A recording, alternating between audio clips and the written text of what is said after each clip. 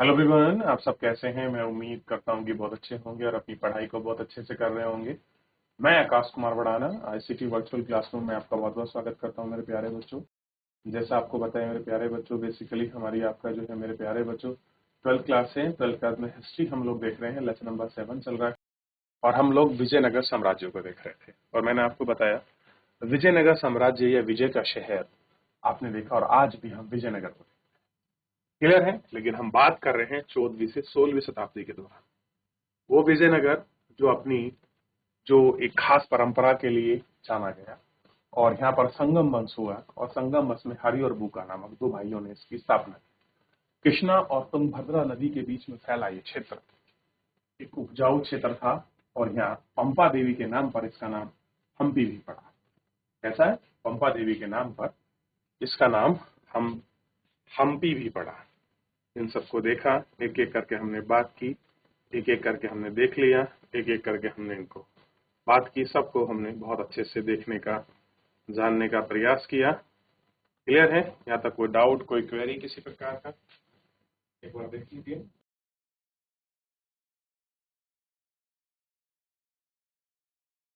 चलिए आगे बढ़े। अब हम बात कर रहे थे शासक और व्यापारी।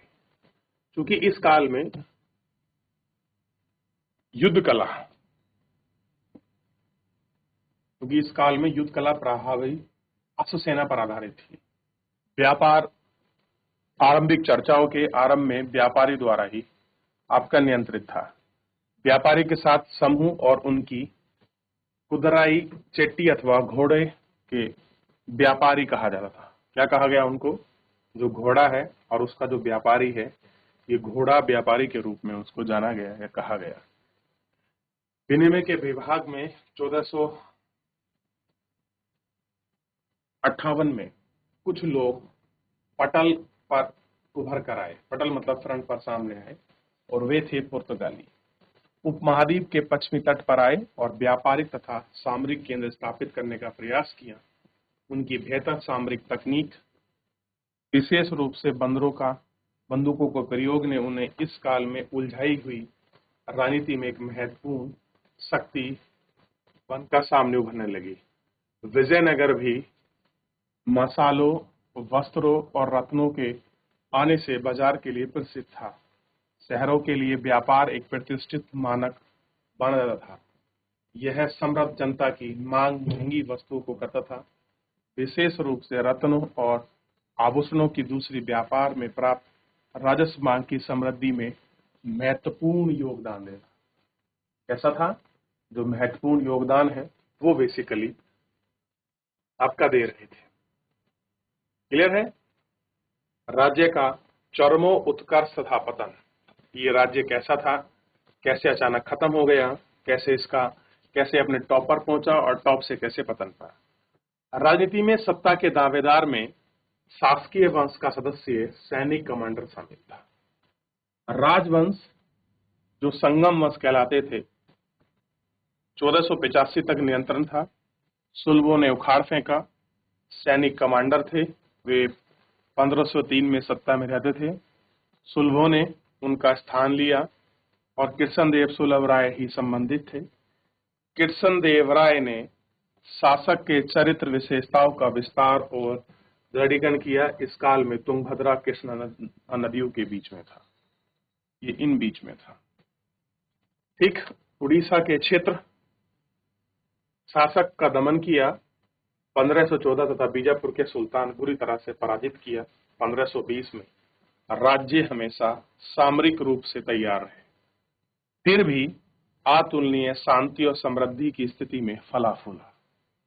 कुछ बेहतरीन मंदिरों के निर्माण तथा कई महत्वपूर्ण दीक्षित मंदिरों के भव्य गोपुरम को जोड़ने का श्रेय श्री कृष्णदेव को ही जाता है।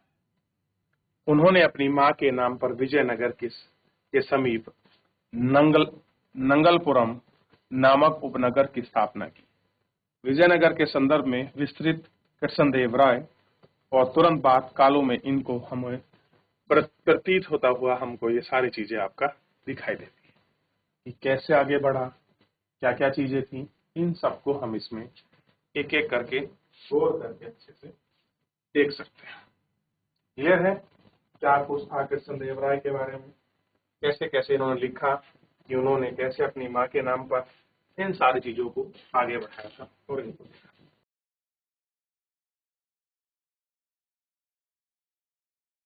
आगे देखिए, आगे बढ़े। कृष्णदेवराय की मृत्यु के पश्चात 1529 में राज्य के ढांचे में तनाव उत्पन्न हो गया। उत्तराधिकारी के विद्रोह नायक तोपों को चुनौतियों का सामना करना पड़ा।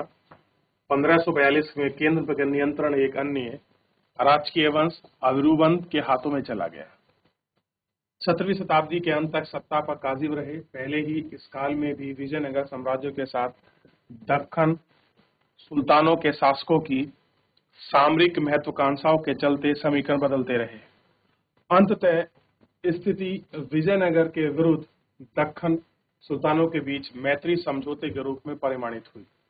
1565 में विजयनगर की सेना प्रधानमंत्री राम राय के नेतृत्व में राक्षसगढ़ी ताल, जिसे हम तालीकोटा के नाम से जाना जाता है, युद्ध में उत्तर में बीजापुर, अहमदपुर, गोलकुंडा की संयुक्त सेना द्वारा करारी शिकस्त मिली। अब मिली आपके सेनाओं के विजयनगर शहर पर धावा बोलकर लूटा और वर्षों के भीतर यह शहर पूरी तरह से उजड़ गया। साम्राज्य के अंदर पूर्व की ओर स्थानांतरित किया गया। अरविंदु वंश में पेनकोंडा और बाद में आपका चंद्रगिरी और तिरुपति के समीप का ये आपका शासन बन गया। कैसा बन गया? वहां पर एक शासन के रूप में ये पूरी व्यवस्था, ये पूरी चीजें हमको आपका क्लियर है? ये पूरे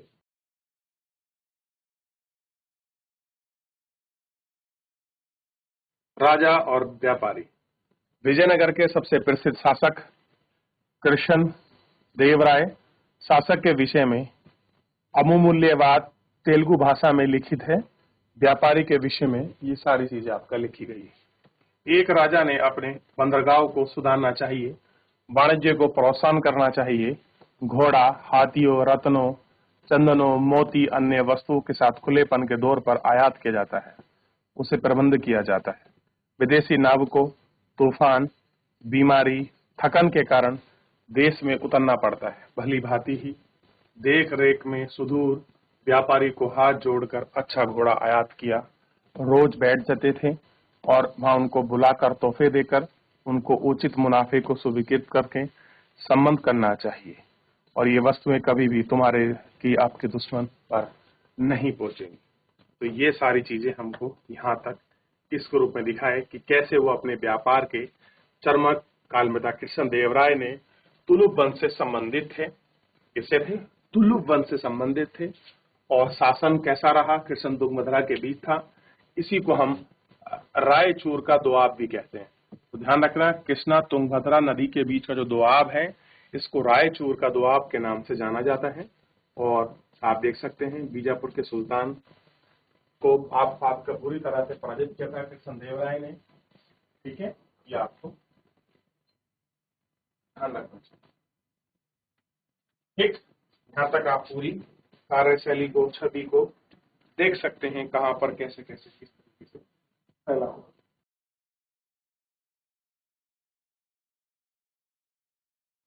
आगे बढ़े। अब देखिए, ये पूरा दक्षिण भारत है। क्लियर है? दिखाई दिया? और ये है हिंद महासागर। क्लियर है? और ये है विजयनगर साम्राज्य। और ये देखिए तुंगभद्रा कृष्णा, ये ऐसे नदियां निकल रही हैं। और ये कौन सा है? ये आपका पश्चिमी घाट है। इनके बीच में बसा ये क्षेत्र था। कैसा था? इनके क्षेत्र में बसा ये क्षेत्र। ये तो पूर्वी घाट। अब बताइए, ये फिर ऐसे निकल गई हैदराबाद, मुसलीपट्टनम। दिखाई दिया? अब इसके बगल में कौन है? बीजापुर। ये क्या है? गोलकुंडा। ये यहाँ की तरफ बढ़ेंगे, ये इधर की तरफ, और यहाँ ऐसे बढ़ते थे। ये मैसूर है, ये दुर्गा चित्र है, ये आपका कोलार है, ये आपका चंद्रागिरी है, ये आपका चिदम्बरम है, ये आपका तंजावुर है, ये मदुरई है, ये वैगई नदी है, ये कौंची है, ये कालीकट पर आप जानते हैं 1498 में कौन पहुंचा था सबसे पहले? वास्को डी गामा यहां पहुंचा। कौन पहुंचा? Vasco D gamma. बालासोर पर आपको दिखाई दिया, भटकल दिखाई दे रहा आपको, गोवा आपको दिखाई दे रहा है, ये सारी जगह और आपका इन सबको हम लोग देख सकते हैं। तो ये सारे आपने देख लिए। वापस एक बार सारा क्लीन कर देता हूं ताकि आपको देखने का पता चले कि भाई आखिर में हम क्या ढूंढ रहे हैं। ये सब चीजों बात की हैं, कहाँ हमको कैसे कुछ देखना है। मेन ये है कि हम कैसे इनको देख पा रहे हैं, कर पा रहे हैं। तो वापस ये आपकी नदी और यहां से तुंगभद्रा और इसके बीच में बसा है क्षेत्र और ये है विजयनगर। इस विजयनगर की बात कर रहे हैं। तो दक्षिण भारत का 14वीं से 18वीं शताब्दी के बीच ये वंश, और यहाँ जब शुरू हुआ ये था संगम वंश की शुरुआत से ही विजयनगर मानी जाती। हरिहर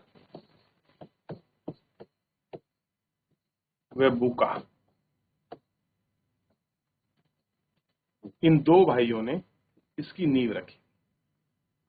क्लियर है? और एमबीडी के समकालीन थे, मोहम्मद बिन तुगलक के समकालीन। दिल्ली में उस समय क्या चलते था? दिल्ली सल्तनत चलती थी। क्लियर है? उनके समकालीन ये लोग वहां थे। ठीक है, आगे बढ़ जाएं। अब देखिए, हालांकि विजयनगर शहर के ध्वस्त के लिए सुल्तानों की सेनाएं उत्तरदायी थी। कह रहे जो विजयनगर शहर था, ये विजयनगर शहर जो आपका ध्वंस हुआ, जो खत्म हुआ, उसका एक कारण क्या था? जो वहां के सुल्तान थे उनकी सेनाएं भी उत्तरदायी थी। गोलकुंडा, बीजापुर, बरार, दिल्ली की सेना, ये सब इसके लिए रिस्पॉन्सिबल थी। फिर भी सुल्तान और राय से संबंध में धार्मिक विभिन्नता होने पर हमेशा अपरिहार्य रूप से ही शत्रुतापूर्ण नहीं रहा। जरूरी नहीं कि हमेशा उनके बीच बाप के झगड़े रहे, शत्रुपूर्णता रहा। उदाहरण के लिए कृष्ण देव राय ने सुल्तानों के सत्ता में कई दावेदार का समर्थन किया, यवन राजाओं की स्थापना की और विरुद्ध धारण करके गौरव महसूस किया। और बीजापुर के सुल्तान ने कृष्ण देव राय की मृत्यु के पश्चात विजयनगर में उत्तरदायित्व के विवाद को सुलझाने के लिए आपका अपेक्षा की। वास्तव में विजयनगर शासक और सल्तनों ने दोनों ही एक दूसरे के साथ स्थापित निश्चित करने की इच्छुक थे। राम राय की जोखिम भरा नीति और इसके कारण उन्होंने एक सुल्तान एक दूसरे के विरुद्ध करने की कोशिश की, किंतु सुल्तान उसके निर्णय परख रहा। कैसे रहा? उनके निर्णय परख के रूप में देख सकते हैं।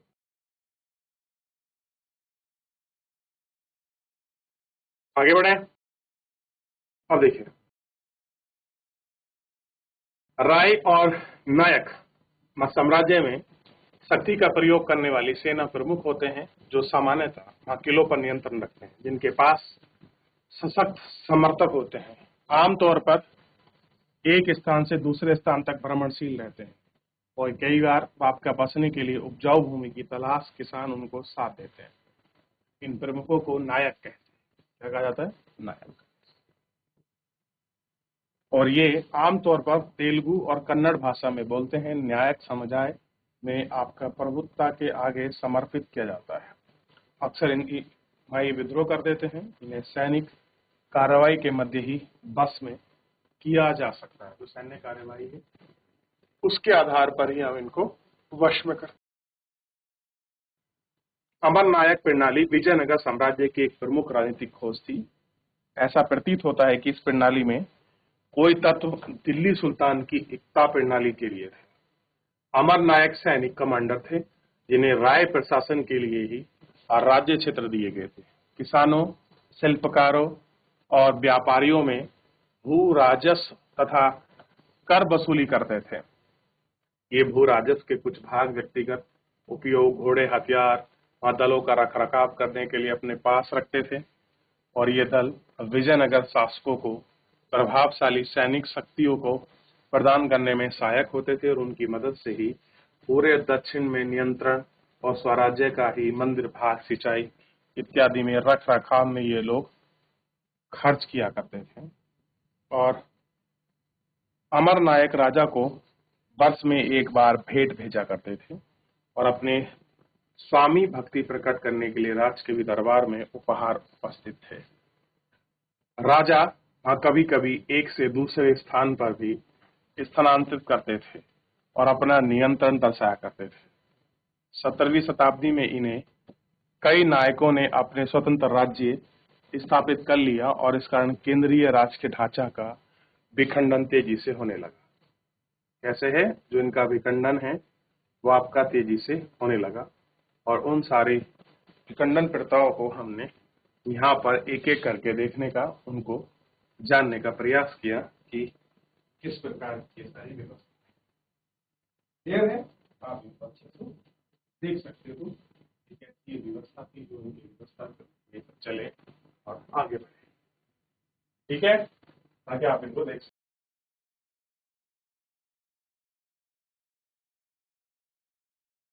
देख लिया? तो आपने देखा कि किस तरह से विजयनगर साम्राज्य का पूरा रूप, अमर नायक, ये सब चीजें आपके अस्तित्व में आई और चली और फूली। इन्होंने आप यहाँ तक अच्छे से देख चुके हैं। विजयनगर साम्राज्य और वहां उसका परिवेश को आप देख लीजिए। तो अभी हमने मैप के माध्यम से इन सबको देखने का, इन सबको जानने का आपका प्रयास किया और आप इसको अच्छे से देख सकते हैं। तो ये हम्पी है और ये तुंगभद्रा है और ये कृष्णा है और ये देखिए ये पूरा परिपथ क्षेत्र, ये पूरा क्षेत्र, ये क्या था? ये आपको पता होना चाहिए। ये विजयनगर है। कैसा है? विजयनगर है। क्या है? विजयनगर। तो विजयनगर साम्राज्य की खोज और उसके शहर के विषय में आप अभी नेक्स्ट लेक्चर में भी कंटिन्यू करेंगे। तो बहुत बड़ा क्षेत्र, बहुत बड़ा फैलाव, बहुत बड़ा दृष्टिकोण के रूप में आपने देख लिया। मैप के माध्यम से विशेष रूप से अब आपको फिजिकल उसकी विजिबिलिटी हो गई कि हम जो बात कर रहे थे कि विजयनगर साम्राज्य कहाँ है, हम तो सर कहीं यहीं कहीं ढूंढ रहे थे या कुछ यहाँ बच्चे ढूंढ रहे थे, लेकिन एक्चुअल में विजयनगर साम्राज्य यहाँ था। अब आपको बताना है कि ये कर्नाटक का हिस्सा है, मैसूर। ये जो विजयनगर है वर्तमान के भारत के किस राज्य में या कौन कौन से राज्य में इसकी अवस्थिति है, ये आपको देखना है और ढूंढना और खोजना है कहाँ कहाँ पर इसकी स्थिति और अवस्थिति पाई जाती है। इन सब के विषय में आप एक बार घर जाकर खोजिए, पढ़िए, ढूंढिए। फिलहाल कुछ मिलता है तो आप बता सकते हैं। फिलहाल मेरे प्यारे बच्चों, आज के लिए इतना ही। मिलेंगे नेक्स्ट लेक्चर में।